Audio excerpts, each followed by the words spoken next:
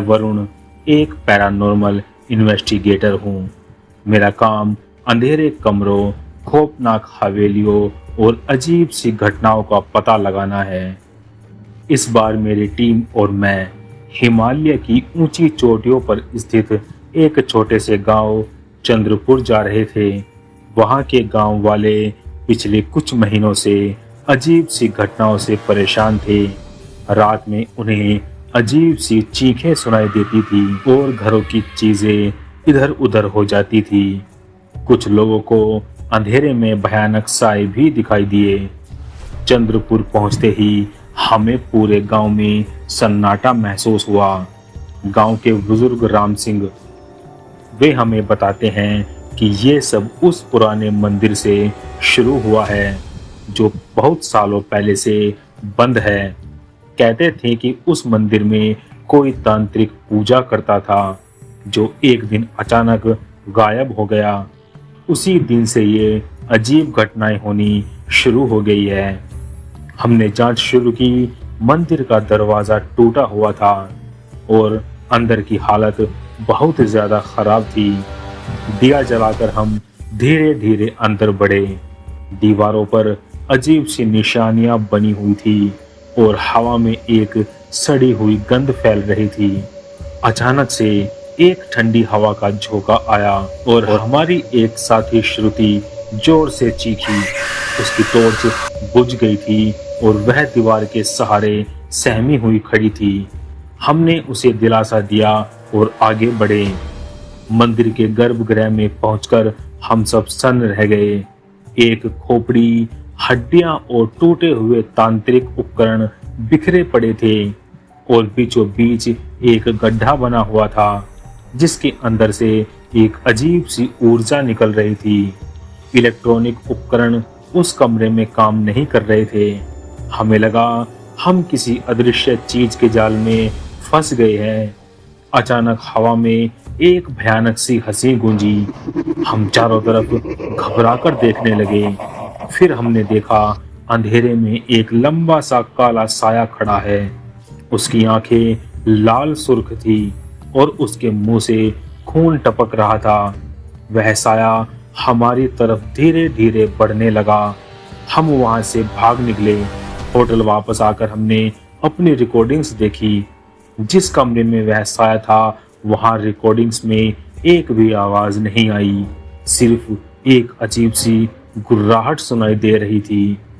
अगले दिन राम सिंह ने हमें बताया कि गांव में एक बुजुर्ग तांत्रिक को पता है कि उस मंदिर में क्या हुआ था।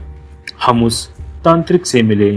उसने बताया कि वह तांत्रिक किसी बुरी शक्ति को बुलाना चाहता था, लेकिन वो उस शक्ति को नियंत्रित नहीं कर सका और खुद उसी का शिकार हो गया।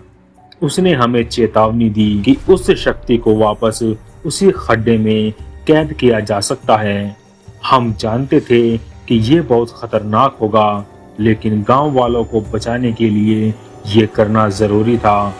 पूजा का सामान लेकर हम दोबारा मंदिर गए। इस बार हमने पूरी तैयारी की थी। हमने मंत्र पढ़े और खड्डे के पास खड़े होकर उस शक्ति को वापस बुलाया। हवा में फिर से वही भयानक हंसी गूंजने लगी। काला साया सामने आया, इस बार और भी ज्यादा भयानक। हम घबराए नहीं। हमने मंत्र पढ़ना जारी रखा। धीरे धीरे उस साय की शक्ति कम होने लगी। आखिरकार जब मंत्र का जाप अपने चरम तक पहुंचा तो उस काले साय से एक तेज रोशनी निकली और खड्डे में समा गई। हमने जल्दी से उस खड्डे को पत्थरों से बंद कर दिया। हवा साफ हो गई थी और भयानक सी गंध भी गायब हो गई। हम मंदिर से बाहर निकले तो देखा कि सूरज निकल चुका है और गांव वाले राहत की सांस ले रहे हैं। राम सिंह हमारे पास आए और उन्होंने हमारी तारीफ करते हुए कहा कि आपने हमारे गांव को बचा लिया। हमें खुशी थी, हम कामयाब हुए, लेकिन हम जानते थे कि ये जीत आसान नहीं थी। इस पूरे अनुभव ने हमें झकझोर कर रख दिया। हमने चंद्रपुर से जाने का फैसला किया। वापसी में गाड़ी में सवार होते हुए श्रुति ने पूछा, वरुण, क्या आपको लगता है वो बुरी शक्ति वाकई बंद हो गई है?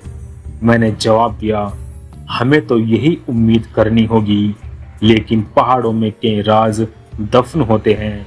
कोई जानता है, शायद कभी वो राज फिर से सामने आ जाए।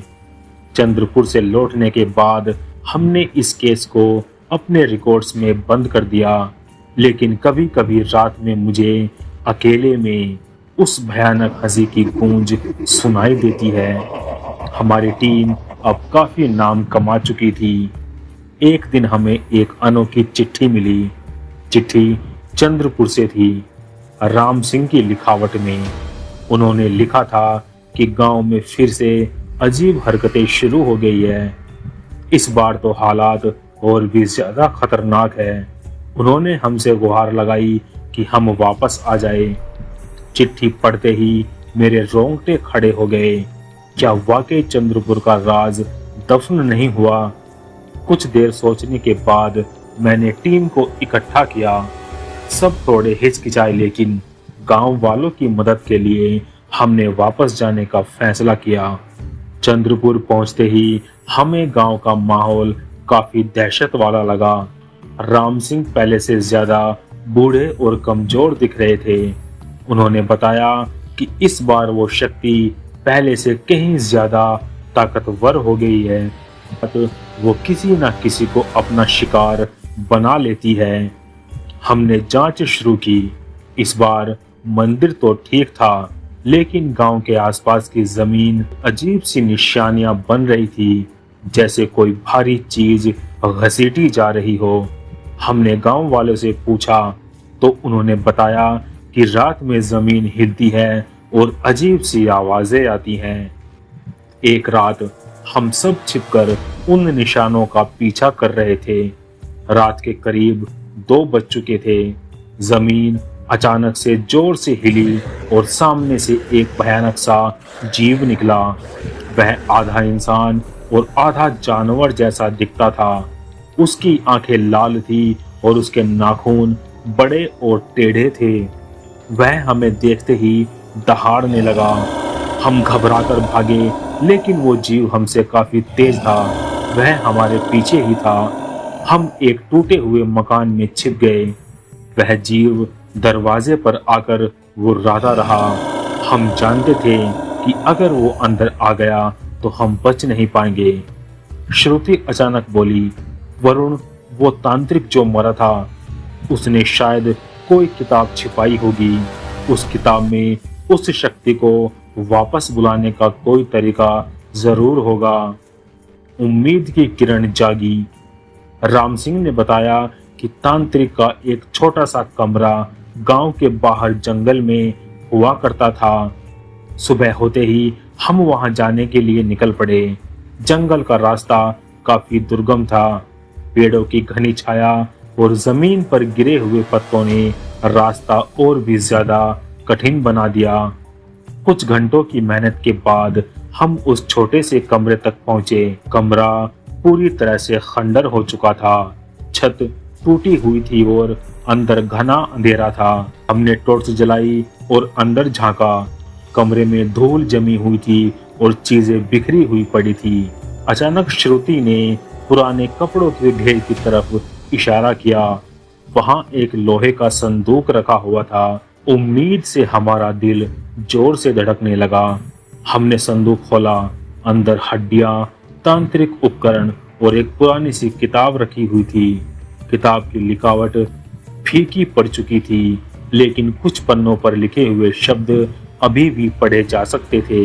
हमने जल्दी से किताब के पन्नों को पलटना शुरू कर दिया। तभी श्रुति चिल्लाई, देखो वरुण, ये रहा। किताब के एक पन्ने पर एक जटिल मंत्र लिखा हुआ था और उसके नीचे एक चित्र बना हुआ था। वह चित्र उस भयानक जीव का ही था। पन्ने के नीचे लिखा था कि अगर यह शक्ति नियंत्रण से बाहर हो जाए तो उसे वापस बुलाने के लिए इस मंत्र का जाप करना होगा। लेकिन साथ ही ये चेतावनी भी लिखी हुई थी कि अगर यह मंत्र बहुत ही ताकतवर है तो उसे जपने वाले को भी काफी खतरा उठाना पड़ेगा। हम जानते थे कि अब हमारे पास कोई और रास्ता नहीं बचा, हमें उस मंत्र का जाप करना होगा। लेकिन सवाल ये था कि कौन उस मंत्र का जाप करेगा। यह मंत्र बहुत ज्यादा खतरनाक था और गलती होने पर जानलेवा भी हो सकता था। हवा में एक सन्नाटा छा गया। हम सब एक दूसरे को देख रहे थे। हर किसी के चेहरे पर डर साफ झलक रहा था। राम सिंह ने आगे बढ़कर कहा, वरुण, तुम ही यह मंत्र जपो। तुम इस टीम के लीडर हो और तुमसे ज्यादा मजबूत इरादा किसी का नहीं है। मैंने इनकार करना चाहा, लेकिन मुझे पता था कि राम सिंह सही कह रहे थे। किसी को तो यह जिम्मेदारी लेनी ही थी। गहरी सांस ली और किताब को अपने हाथों में लिया। मंदिर वापस जाकर मैंने एक वेदी तैयार की और उस पर किताब रख दी। फिर मैंने उस जटिल मंत्र का जाप करना शुरू कर दिया। मंत्र संस्कृत के कठिन शब्दों से भरा हुआ था। मेरी आवाज धीमी थी लेकिन दृढ़ थी। जैसे तैसे मैं मंत्र का जाप करता गया, हवा में एक अजीब सी ऊर्जा दौड़ने लगी। कमरे का तापमान गिरने लगा और चारों तरफ अंधेरा छा गया। अचानक जमीन जोर से हिली और मंदिर की दीवारों में दरारें पड़ने लगी। बाहर से भयानक दहाड़ने की आवाज आई। वह जीव मंदिर पर हमला कर रहा था। मैंने मंत्र का जाप तेज कर दिया। मेरा पूरा ध्यान सिर्फ उसी मंत्र पर था। मेरे आसपास हो रही तबाही को मैं नजरअंदाज करता रहा। अचानक एक तेज रोशनी कमरे में फैल गई। रोशनी के बीच से वह भयानक जीव चीखता हुआ वापस उसी खड्डे में चला गया। खड्डे से एक अंधेरा धुआं निकल रहा था। धीरे धीरे वो धुआं भी कम होता गया और आखिरकार पूरी तरह से गायब हो गया। मंदिर शांत हो चुका था। मैंने राहत की सांस ली। मेरा शरीर पसीने से तरबदर था और गला सूख चुका था। बाहर आकर मैंने देखा कि गांव वाले मंदिर के बाहर इकट्ठा थे। उनके चेहरों पर खुशी साफ झलक रही थी।